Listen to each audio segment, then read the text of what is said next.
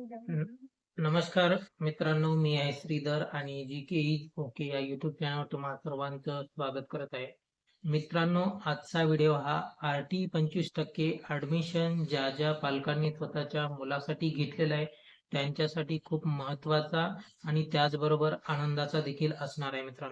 मित्रांनो, मागच्या महिन्यामध्ये जे RTचे ऍडमिशन सुरू झाले होते, ज्यामध्ये 2 वेळा बदल देखील करण्यात आलेला आहे. मित्रांनो, तोच की पहिल्यांदा 1 किलोमीटरच्या आतील शाळा ही निवडावी लागत होती, परंतु त्यानंतर बदल करून 3 किलोमीटरच्या आतील शाळा देखील घ्यायला सुरुवात झालेली होती. मित्रांनो, हे 2 बदल फॉर्म भरताना सुरू झालेले होते, परंतु मित्रांनो आता एक तिसरा बदल किंवा बदल म्हणण्याकरता एक मोठी आनंदाची बातमी ही पालकांसाठी असणार आहे. कारण की थेट शिक्षण मंत्री दादाजी भुसे यांनी सांगितलेली हे आदेशच आहे. मित्रांनो, सर्व शाळांना हे बंधनकारक असणार आहे. नेमका तो आदेश काय असणार आहे ते पण आपण पाहणारच आहोत आणि कशा प्रकारे ही पालकांसाठी आनंदाची बातमी असणार आहे ते देखील आपण पाहणार आहोत. मित्रांनो, जर तुम्ही RT 25% ऍडमिशन फॉर्म भरलेला असेल आपल्या पाल्यासाठी, आपल्या मुलासाठी, तर मित्रांनो हा व्हिडिओ तुमच्यासाठी महत्वाचा असणार आहे.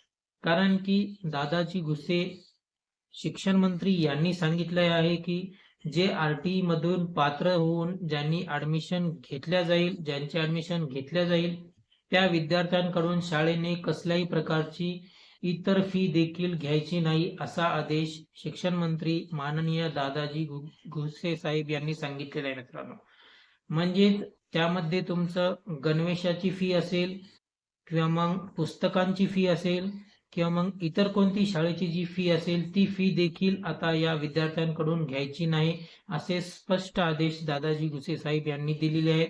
आणि या आदेशांचा जी शाळा पालन करणार नाही त्यांच्यावर कठोर कारवाई देखील करण्यात येईल, असे देखील त्यांनी सांगितलेले आहे. मित्रांनो, त्यामुळे आता फक्त फी मध्ये सवलत नसून विद्यार्थ्यांच्या गणवेशमध्ये किंवा पुस्तकामध्ये देखील फी भरण्याची आवश्यकता आहे RT 25% मधून फॉर्म भरलेल्या पालकांसाठी असणार आहे. मित्रांनो, त्यांच्यासाठी हे मोठा दिलासा आहे. मित्रांनो, त्या पालकांसाठी मोठी आनंदाची बातमी असणार आहे. त्यामुळे मित्रांनो, ज्या ज्या पालकांनी आपल्या विद्यार्थ्यांचे, आपल्या पाल्यांचे RT 25% मधून ऍडमिशन फॉर्म भरलेला असेल, त्याचबरोबर आता काही दिवसाच्या नंतर त्याची यादी देखील लागेल की कोणते विद्यार्थी हे पात्र असणार आहेत, कोणते अपात्र असणार आहेत.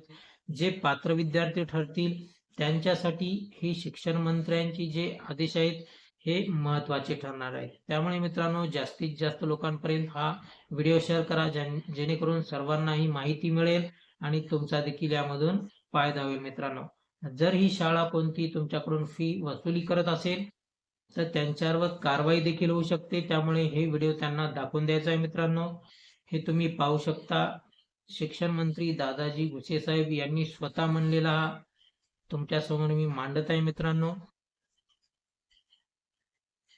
या ठिकाणी व्हिडिओ थांबत आहे. व्हिडिओ कसा वाटला नक्की कमेंट करून सांगा. जर काही अन्य प्रश्न विचारायचे असतील तर कमेंट मध्ये विचारा, त्या प्रश्नांची उत्तर देण्याचा नक्की प्रयत्न करील. जय हिंद, जय महाराष्ट्र.